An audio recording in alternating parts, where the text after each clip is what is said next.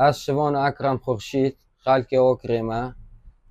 شولا من شولا گلووا او تقریبا 23 حتی 24 ساله شولا من گلوون ورز پویز گلوف اغلبا بینت وکی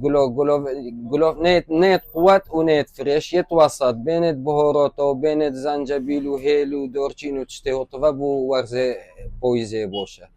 بو ورز زستانش بینت عود و عنبر و مسک و وانیلا و قهوه و تشته هطوه قوت بو ورز زستانه تیتا کارینه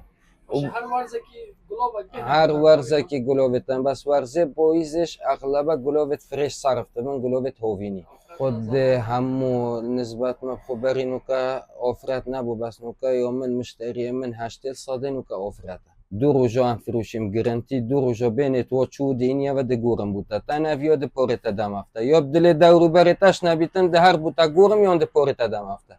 یعنی چه مشتری هست که تو تفازت گلده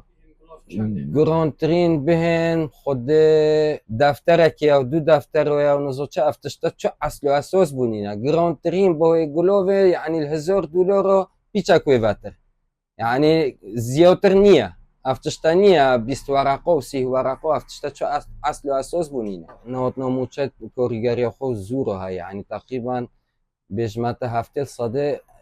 باجر تا بزیتن وقتی موچتیتن راستی ما چه مشکلی نینه شوله ما گله که باشه